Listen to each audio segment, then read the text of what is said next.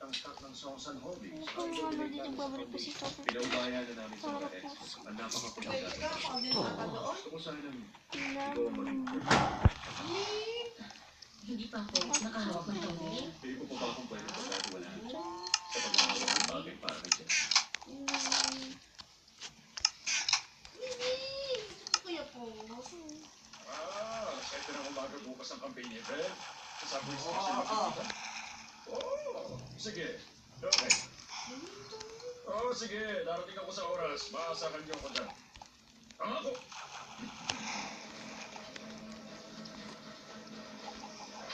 Huwag ka gagalaw! Ba't mo ako sinusundan? Masalita ka! Because.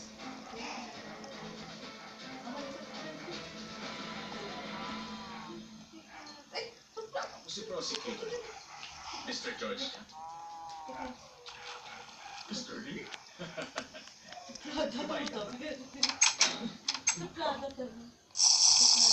Sinasabi mo pa sa akin ngayon na ang nag-frame sa akin para makulong ako sa sala magpatay kay Robert Tunesi, Congressman Zay. Sigurado ka ako. Hinaan mo ang boses mo. Ang totoong na kumuha si Congressman Bednan at yun ang pumatay si Robert. Ang mga taong yun! Kaya kung ako sa'yo, tigilan mo ng paikot-ikot habang suot mo yung vest na yun para hindi kumulo ang buhay mo. Parang kang jacket ko sa suot mo. Uy! Dumiting ka naman sa akin. Uy, isa! Walang kwenta! Basura ka! Kaiyak! Tandaan mo. Umiwas ka sa tao, huwag kang lalapit sa kanya. Isang maling kilos mo. Baka madami ulit yung inosente mong anak. Ang anak ko? Ibig ko sabihin may ginawa ng hindi magandang lalaki yun sa anak ko? Wala. Ang sa akin ka. Kapag ang ama palaging nalang pabalik-balik sa kulungan, siguradong apektado ang pamilya. Pag-isip-isip ka. Tama ka sinabi mo. Alam ko. Tsaka mabuti, nakuha mo rin. Sabihin mo na. Paano ako makakatulong sa'yo?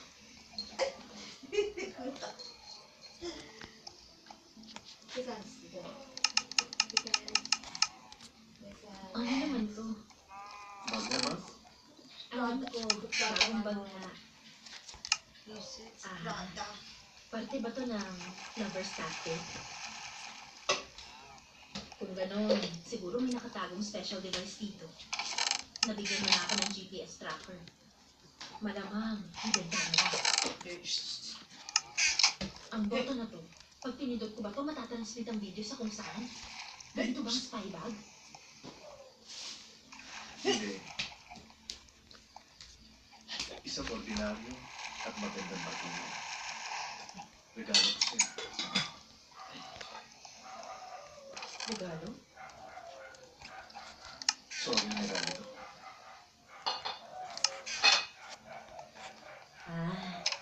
Yung kanina. Stay! Ayos lang yon. Dapat talaga sensitive ka pag nasa isang mission. Kalimutan mo na yung nangyari kanina. Ituloy mo lang ang mga bagay na dapat mong gawin. Dapat gawin?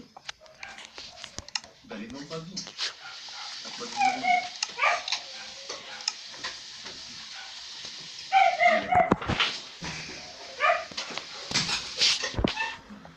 Hindi ito magawa. Ayun! Yes! My babe! Mama! Ako si Congressman Zay kanina. Mama, Birthday. hanap po tayo na siya. Ako bumabalik. Nalabas ka naman. Mabubuntis ka.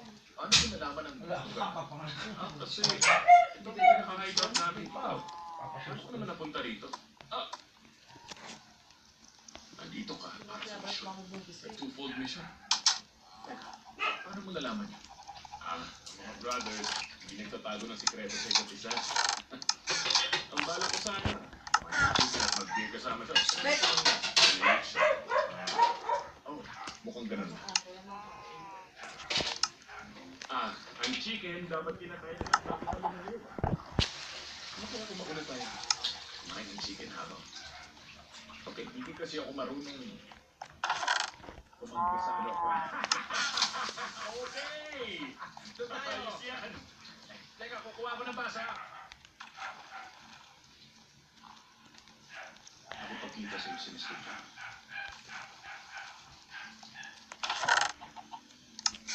Kahit pa paano naman, buhay pa ako. Wala talagang intensyon si Mr. Chang na patayin ako. Wala siyang pinili sa atin. Pinakamahalaga talaga sa kanya ang NIS. Hindi na magbabago ang tunay na ugali ng isang tao. Kahit gaano pa kaganda ang suot niya, siya pa rin ang tao niya. Ang isang hunter ay hunter. Ikaw, isa ka bang hunter? Pwede. Pero hindi po na kumakain.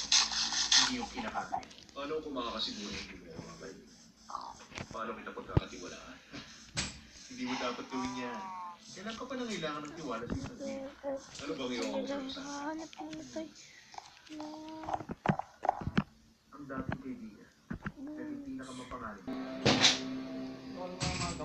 Ito po, nandito po tayo. Binabili mo ako. Nakakuha po ako ng mga gamo. Meron po nga palang unang Black Ops Mission. 5 billion. Nakakabilis mo. Hindi biro ang tapang na meron ka. 5 billion dollars. So, hindi mo na kailangan sabihin. Ay, basta pakiramdam ang nangyari. Klase ka talaga. Bihira ang tulad mo. At tawag sa tulad mo, tunay talaga. Habang nangyayari ang mission, alam mo ba, bigla ko naramdaman na ipinanganak talaga ako para maging isang spy. Kaya ko lumaban yung acting skills ko pang Hollywood. Pag-use yung reflex ko at kaya kong gumawa ng mabilis na desisyon. At higit sa lahat, ang pinakakailangan sa pagiging isang spy, dapat guwapo ka. Ano? Siguro nga dapat na ako mag-retire sa acting at ialay nila ang mga natitira kong oras para sa bansa na Taiwan. At bakit sabi mo kakaiba ako? Ang mga secret agent na nagtatrabaho bilang mga anino, madalas matawag sa iba't ibang pangalan. Ako ba, kahit hindi pa tayo matagal na magkaibigan, alam kong kilala mo na ako. Buong buhay ko marami tumatawag sa akin ng hambog at masama. Pero ayos lang sa akin. Hindi mo maiintindihan. Minsan, sariling kasamahan. Kailangan naming parilin kapag nasa misyon kami. Brother ko, gagawa niya rin. Napakagaling nga. Siya yung tipong hindi mo dapat makaharap bilang kaaway dahil sigurado tapos ka. Yung mata niya, hindi makikitaan ng emosyon maliban na lang kung wala siyang katisok o naglalaro siyang paborito niyang video game. Pero napansin kong parang may kakaiba sa kanya dito sa huling mission. Yung batang nakilala ko noon, hindi papayag na hindi makabawi sa ginawang pagparil sa kanya. Dapat bigla siya mawawala at hindi mo na makikita. Pero ngayon, imbis na maghiganti, sinabi niya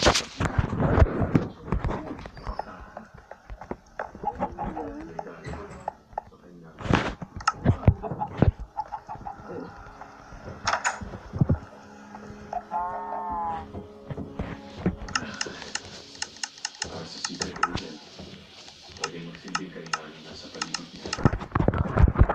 Kailangan yun. Hindi niya yung pinababayaan.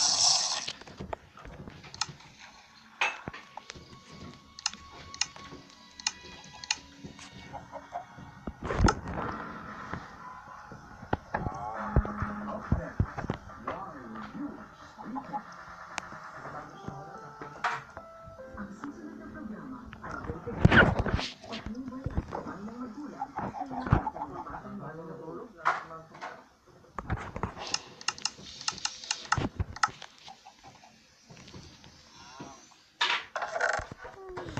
Dapat yung mga kasama ko, lumalabas, alas 3. Alas 2. Uwi, gabi. Ang sandaling yun parang kasing magandang regalo. Kaya thankful ako sa mga bagay na ginawa ko na nagdala sa akin sa sandaling yun. Yung nga inakala ko maling desisyon ko noon, yun pala ang nararapat.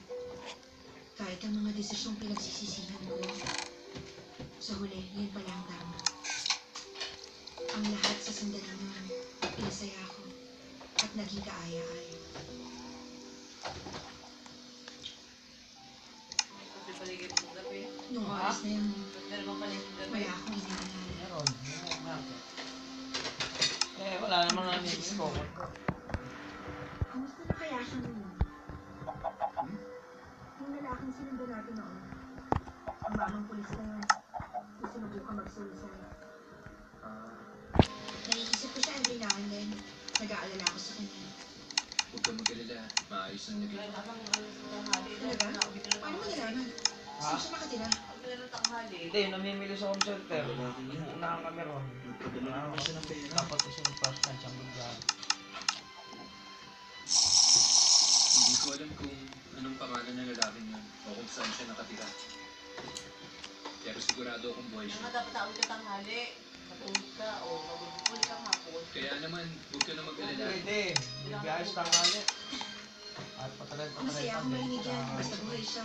Ayos na sa akin yan. At dito po nagtatapos ang video.